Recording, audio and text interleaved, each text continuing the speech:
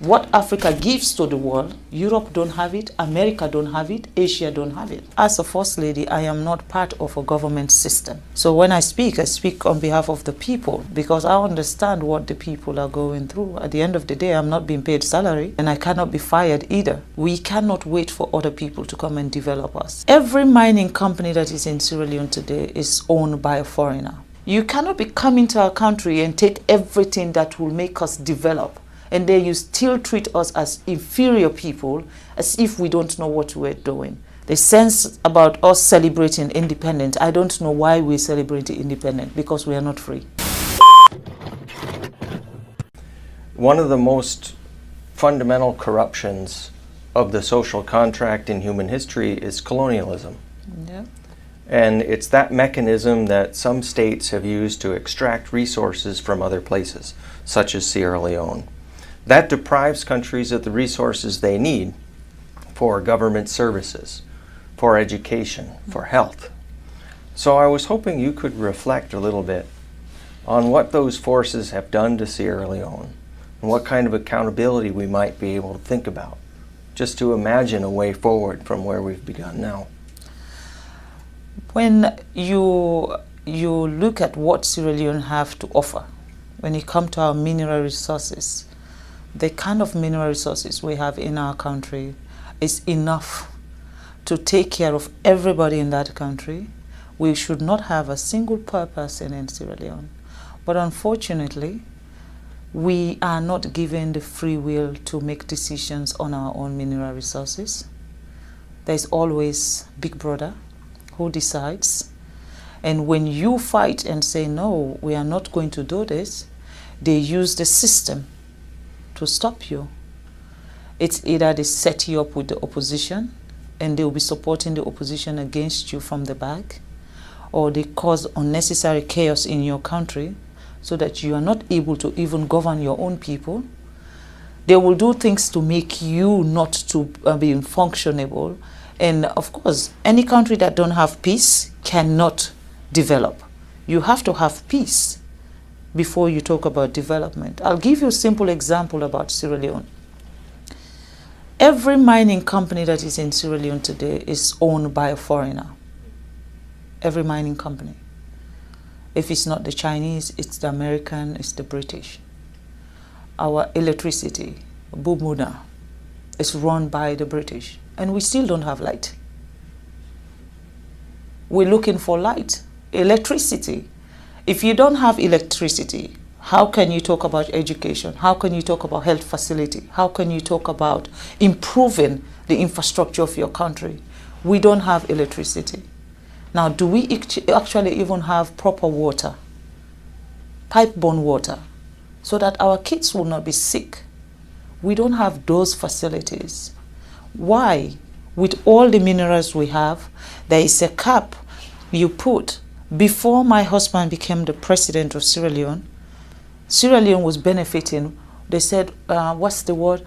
0.000.1%. What is that?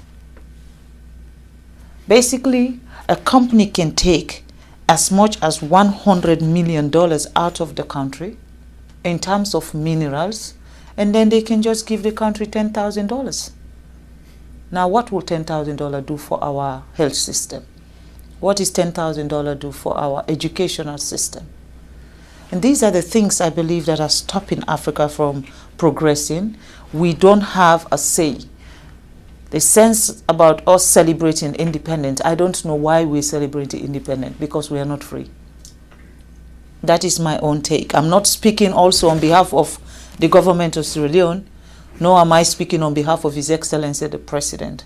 I am speaking as Fatima, as a citizen of a country who believes that things need to change. Where do we go from here? Do you have any practical ideas about where we might start? Or collective ideas that we might gain support for? I feel Africa, patriotism is very important. You have to love your country to want your country to be a better place. Patriotism, I think we have to have that sense of patriotism in our countries, and our leaders also should be subjected to that. You know, it is not only when you were talking about election and then everybody come out and celebrate, and after election, that's it. Accountability. Who accounts for what is happening? Who is the one who is changing the narrative of what is happening? Like I said, as a First Lady, I am not part of a government system. I am a wife of a president. So when I speak on behalf of the people, because I understand what the people are going through. At the end of the day, I'm not being paid salary, so, and I cannot be fired either. So that's the advantage. That's the advantage of being a First Lady. But I believe that for Africa, what is happening in Africa today, it needs to change, and it needs to change now. There is no time like now, because for Sierra Leone, we now have a president who believe that we cannot wait for other people to come and develop us. We cannot wait for another country to come and prescribe how our country should be run or what we need in our country. You know, this divide and rule, if you're close to China, we will not come to your country. If you're close to America, we will not come to your country. I mean, the fight that is between England, Europe, America, China, Russia is not a Sierra Leone fight. That's not our problem. We're fighting for our daily bread. We're looking to have education, just like America. We're looking to have good health facility, just like Europe. We're looking to have governance structure where one single person cannot be the dictator of a nation. That's what we're looking for. And in that process, we're going to be allies to everybody who wants us to grow. But if we now align ourselves with someone, and then this other person now feel offended that, oh, you know, I'm coming from China now. I flew in, I mean, I've gone around the world to get to Boston, you know. I went to China and then come here. Before here, I went to England and then flew into America. For me, I'm not restricted where I should go or who I should be talking to. I am going around the world to see a country that sees Africa not as not just as an ally of what you'll be getting from us, but a country that sees Sierra Leone as partners and treat us with respect. You cannot be coming to our country and take everything that will make us develop, and then you still treat us as inferior people, as if we don't know what we're doing. I think that is wrong. You know, we're looking for partners that value us. People that will come to our country and say, you know what, this country has suffered enough. They need to grow. We were once the atom of Africa. Every country within sub-Saharan Africa used to come to Sierra Leone for our education. And today, what can we be proud of? We cannot talk about education in Sierra Leone because they've ruined that for us. Everything that has empowered Sierra Leone has been ruined. And now we have a leader who wants to fix everything. There is a problem. In Africa, you should not have a leader that is assertive, a leader that knows what his people want, a leader that wants to change what is happening. The moment you have that, it's everyone's target. And then they find reason to slow you down, they find reason to stop you, and they use that system of corruption. They use corrupt people, they use negative people, they use unpatriotic citizens to come after a government who is doing what is right for a system. I think we need to address those issues. Unfortunately, I don't know I'm very good at name calling, but at the moment, I don't know who I should be screaming at.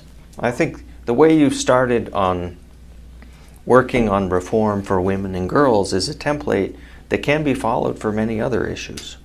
Do you think of what a next one might be? One of the most serious issues I have with the United Nations is the fact that Africa is not part of the Security Council. We're talking about 54 countries, I'm sorry. 54 countries, a whole continent does not have one person representing Africa when it comes to decision making at the Security Council. And I'd observe also that no African country has its own executive director at the World Bank either. No. Unfortunately, we Yes. don't know how to manage money.